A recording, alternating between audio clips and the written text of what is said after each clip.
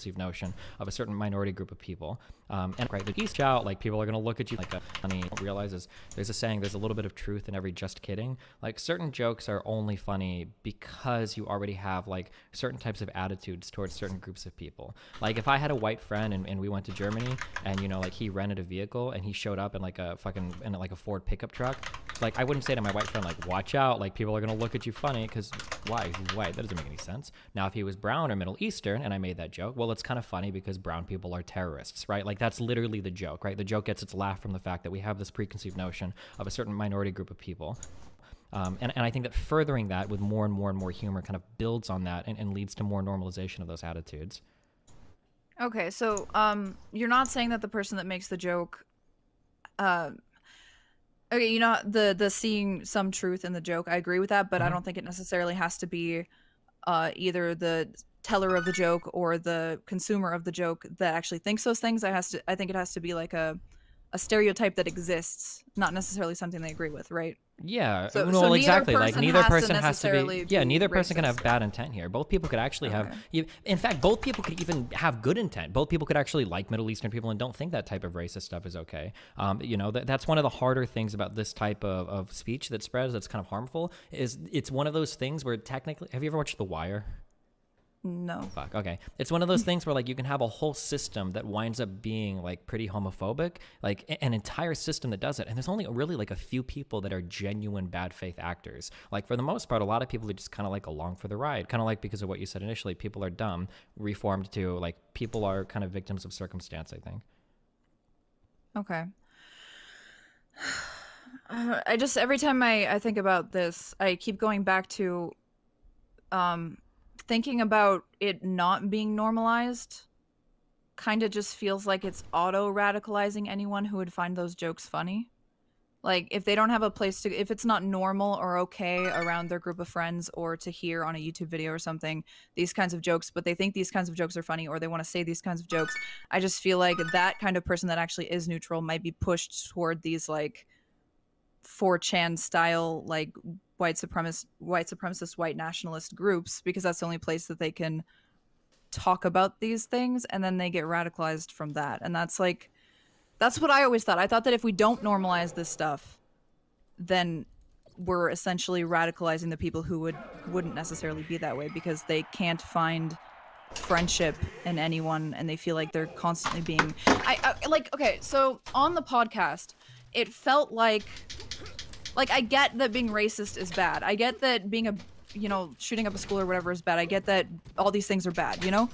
But I don't understand why we have to be so angry at it. I don't know why we can't look at it through a more understanding lens. And I'm not saying being understanding of them, I'm saying understand them, you know, like understand. No, where I they're totally coming agree. from. This is like why, this is why I'm popular in what I do, because I don't usually come at it from like the screeching, like you've got white privilege and everything you say is stupid and blah, blah, blah, blah, blah. I do think that on the left, or I guess like progressives are usually really bad at communicating their points. Because of stuff I've said before, like if you come at somebody and you tell them immediately that they're a racist and they don't feel like they're a racist, they're probably not going to listen to anything that you say because they know that you're wrong. So they're going to write you off immediately for sure. Yeah, but isn't joke demonizing a little bit of a form of that?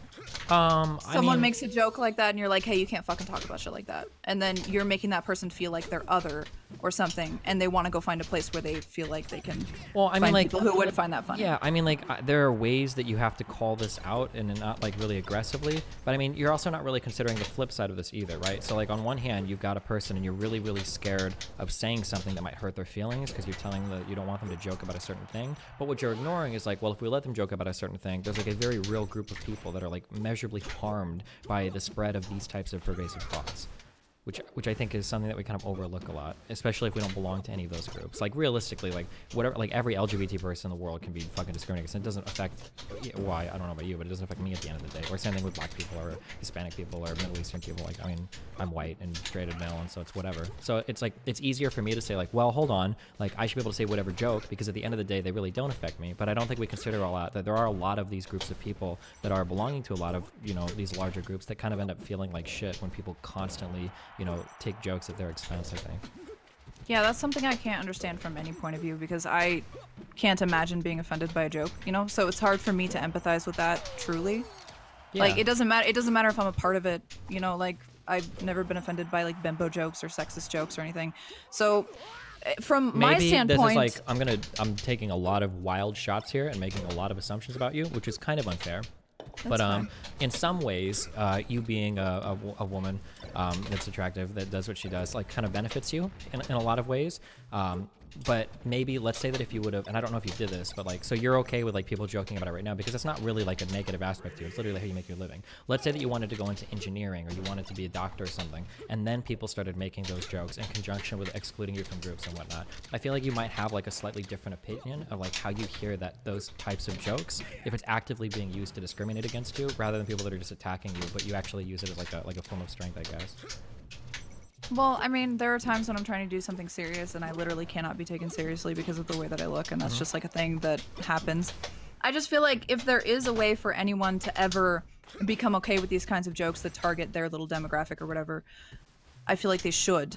And that's another ramification of not allowing people to hear that kind of criticism within a joke, is that a lot of people will become more and more sensitive and very easy to control with words because they're not building a thick skin for it. You know, like, I understand that like there's a lot of marginalized groups right now, but I also feel like they should have bigger problems than words and jokes. I don't know. Yeah, and I mean, I totally agree with you, and that's kind of one of the problems. Like, the problem is that, like, none of this stuff ever just stops as, like, words or jokes. Like, a lot of these things kind of, like, end up manifesting down the line. Like, if black people only ever had to worry about being called the N-word or something in society, a lot of them probably wouldn't care that much. It's more the fact that, like, if you get pulled over by a cop, you have no idea what that interaction is going to look like. You know, if you do get arrested, you don't know if you're going to get a fair shake in court. If you get turned down for a job, you know, when you're in the South, like, you don't know if it's because the guy just doesn't like you because you're black. If you go to date a girl, something as innocuous, like, to some level, like, you're kind of always nervous meeting your girlfriend's parents as a guy, but for black people, holy shit, that experience is way fucking, if you're a black guy dating a white girl, meeting her family is like one of the scariest fucking moments in your life. And these are like a lot of things that like white people don't think of. And it's more than, you're not scared that like a police officer is going to call you the N-word, or judge is going to call you the N-word, or your girlfriend's dad is going to call you the N-word. You're worried that there's going to be actual measurable harm done in your life as a result of some of the preconceived notions that people hold about you. So are you saying, like, when people say that kind of stuff, you get nervous that people will react in that way? Or are you saying it's kind of like kicking a person while they're down? Like, the word alone wouldn't mean anything, but after they've experienced all these, like, hardships all day and having these problems that, like, they don't need that as well? Like, which... I just think that people at the end of the day don't empathize well with other people, and that if you joke constantly at the expense of certain groups of people, especially people that are already fucked in life, you kind of lead more people to kind of like take on those attitudes. Like, something that I've been uncomfortable with for a long time, and I've even stopped doing it over the past probably 2 months, is even like using like autistic or retarded as an insult, because there are a lot of people that have a lot of problems in their lives because of these. And like, I don't know if I normalize that type of humor. Like, actually, it still happens today, right? If somebody comes up to you and you know, they're like, hey, I've got cerebral palsy, nobody in chat is going to laugh at that or make fun of them. Nobody's gonna make fun of you for having cerebral palsy, because it's a horrible disease and nobody jokes about that. But if somebody comes up to you like, hey, sorry, you know, I'm autistic, everybody in chat is gonna start making jokes about it. Like, oh fuck, what are you fucking asking? Like, everybody's gonna laugh about it, and it's like, fuck, like, that kind of sucks, you know? Like, you don't really necessarily have control over either of those things, but people are gonna make fun of you for one instead of the other because of the way the kind of culture works around them. Okay. I think I'm better understanding where you come from with it. It's just... I don't know. I still see that as like I don't... Okay, so in that situation, the person would be sad because they're being made fun of.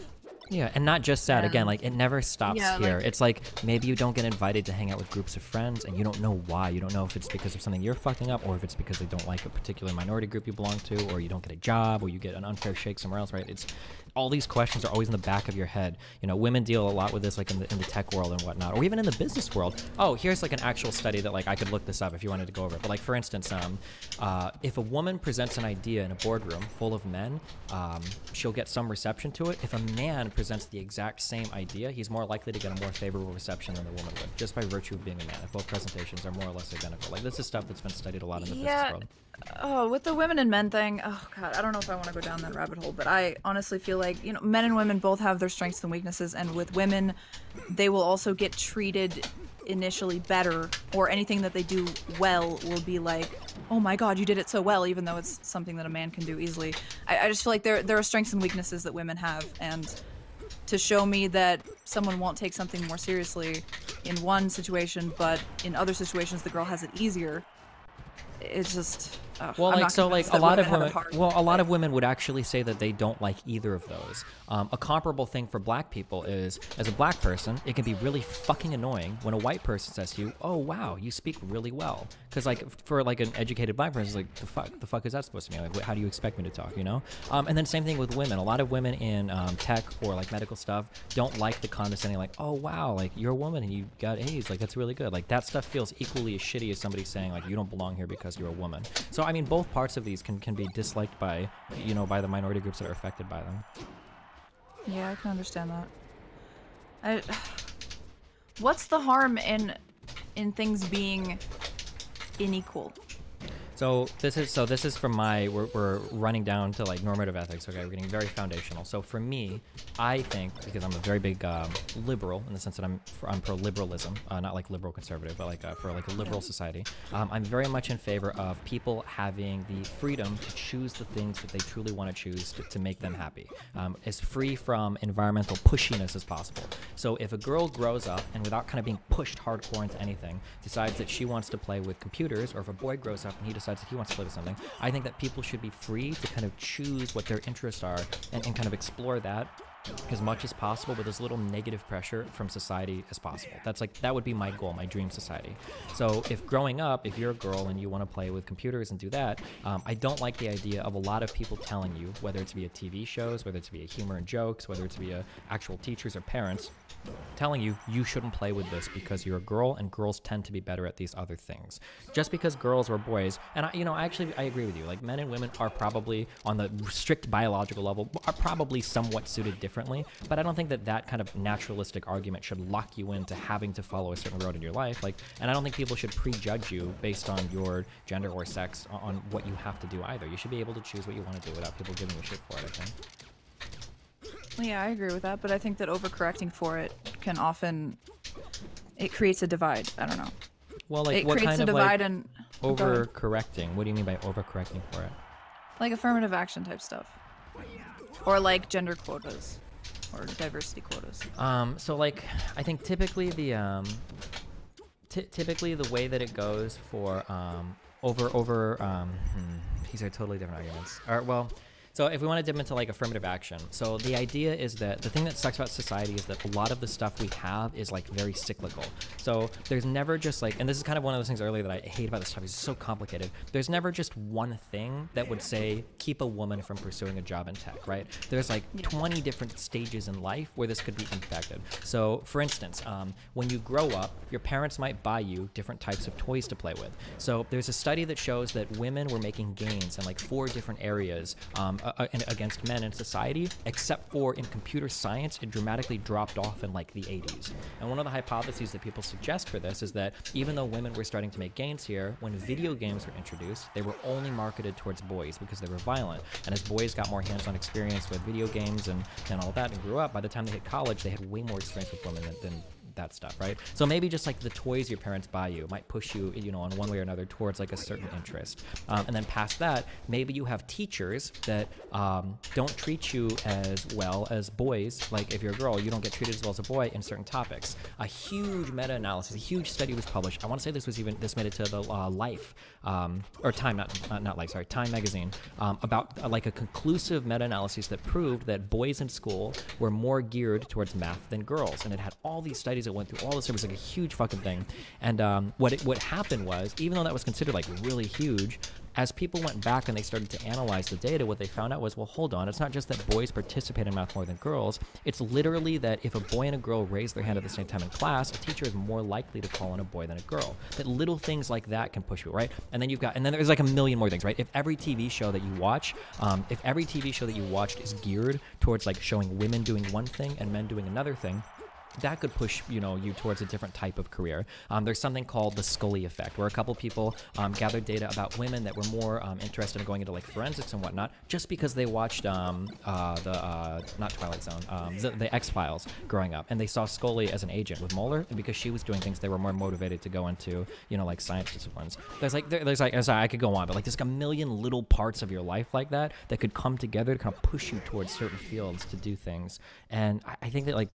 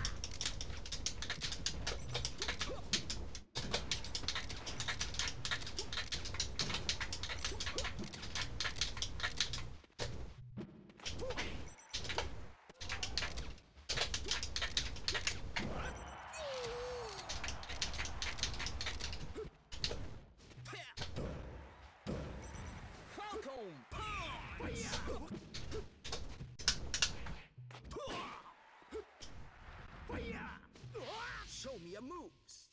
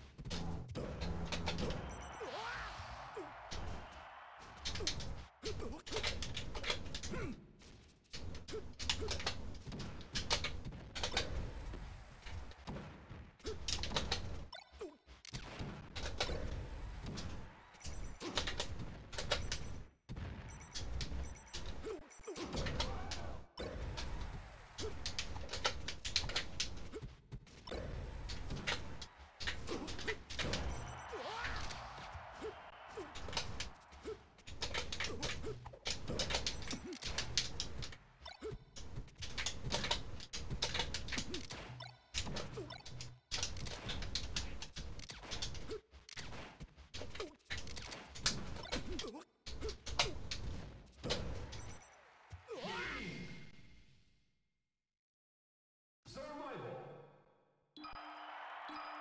Ready?